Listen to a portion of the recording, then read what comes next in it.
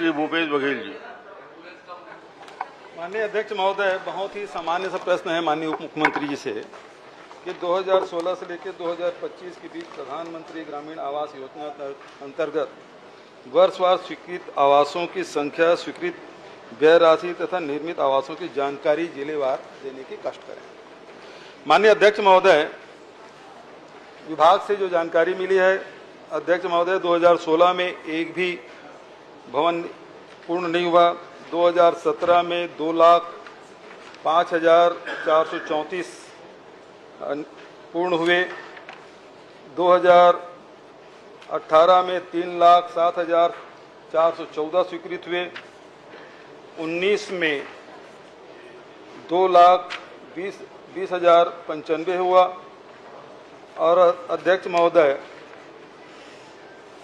20 में आप देखेंगे अध्यक्ष महोदय 33,792 और 21 में 47,728, 22 में 10,485, 23 में 1,09,489, 24 में 1,65,620 ये आपने आंकड़े दिए हैं।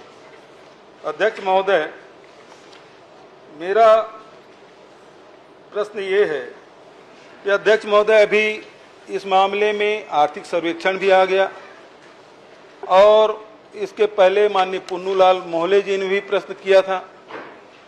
और माननीय अध्यक्ष महोदय, आंकड़े में बड़ा अंतर है।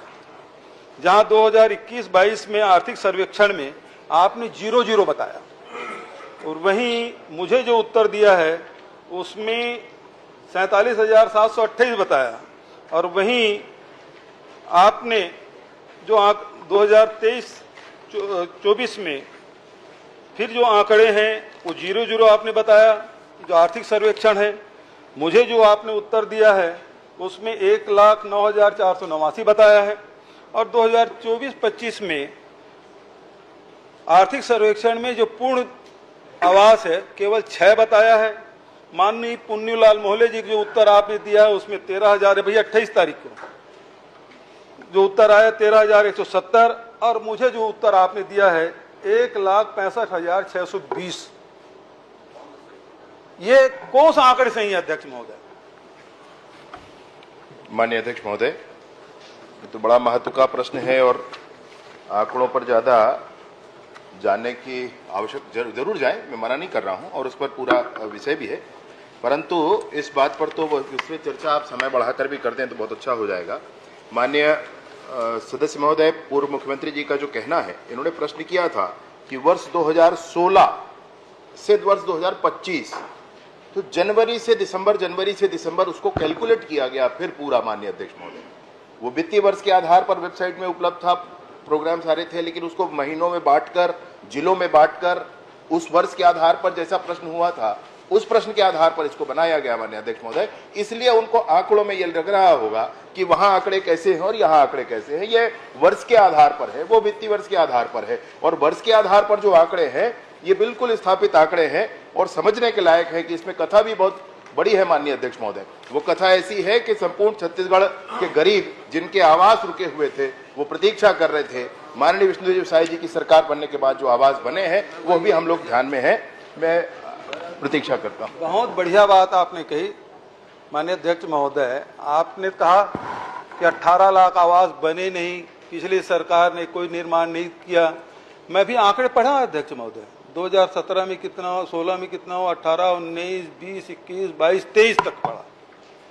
ये सारे आंकड़े मैंने पढ़े, आपके उत्तर दिए हैं, आप ही को उत्तर है और सारे आंकड़े चीख के कह रहे हैं पिछले सरकार में भी काम हुआ जिसको आप नकार रहे हो। मेरा प्रश्न तो ये है कि आखिर टोटल में आप जो लक्ष्य आप कर रहे हैं, आपने जो लक्ष्य बताया है वो है अध्यक्ष महोदय, अभी लक्ष्य है आपका 23,26,000 और स्वीकृत आवास 18 लाख और निर्मित आवास है 11,58,919। ये मुझे उत्तर में आपने बताया। अब सवाल ये उठता है कि 11 लाख निर्मित हो गए, उसके अलावा आप 18 लाख और देंगे कि इसमें से 18 लाख 11 लाख हो गया, उसमें 7 लाख देंगे? ये कृपा करके बताएं।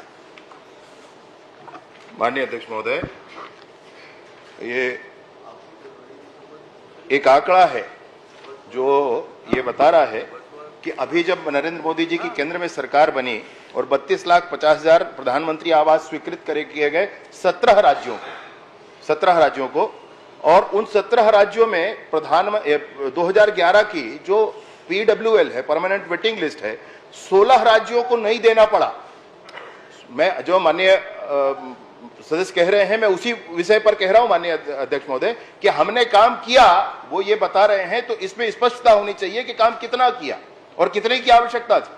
मैं ये आपसे कह रहा हूं कि 17 राज्यों को जो सूची दी गई, उसमें से 16 राज्यों को 2011 की सर्वे सूची परमानेंट वेटिंग लिस्ट के आधार पर आवास आवंटन की आवश्यकता नहीं पड़ी माननीय अध्यक्ष महोदय, परंतु छत्तीसगढ़ को 6,99,331 आवास दिए गए।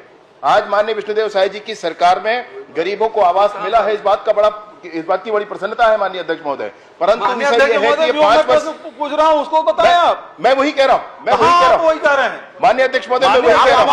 आप एक मिनट मेरी बात सुन लीजिए माननीय सदस्य महोदय, मेरा निवेदन है, 1 मिनट आप मेरी बात सुन लीजिए। मैं आपको वही कह रहा हूं, मैं आपको वही कह रहा हूं, मेरी बात मैंने पूरी होने दी।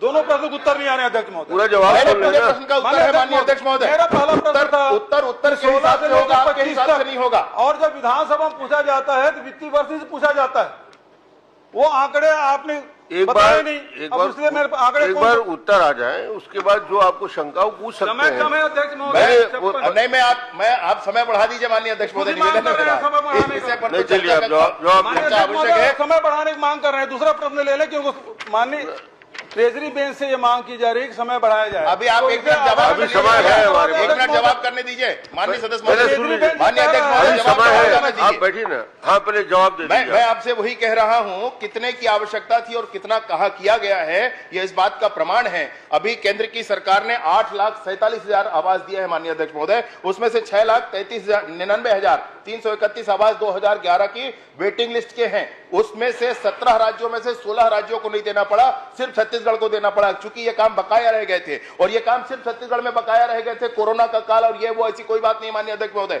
उसी समय में झारखंड ने जितने लक्ष्य दिए गए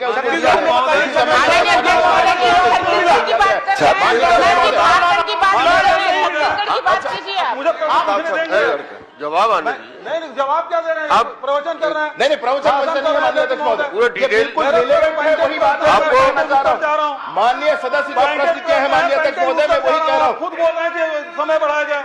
माननीय अध्यक्ष महोदय, सवाल ये उठता है, अब मैं इस बात को छोड़ता हूँ। तीसरा प्रश्न ये है, आखिरी प्रश्न का तीसरा प्रश्न ये है कि आवास योजना में कितना है, आवास प्लस में कितना है, आवास प्लस प्लस में कितना है, ये बता दें 2011 के सर्वेक्षण में। पहले 2 प्रश्न का उत्तर तो आपने दिया नहीं।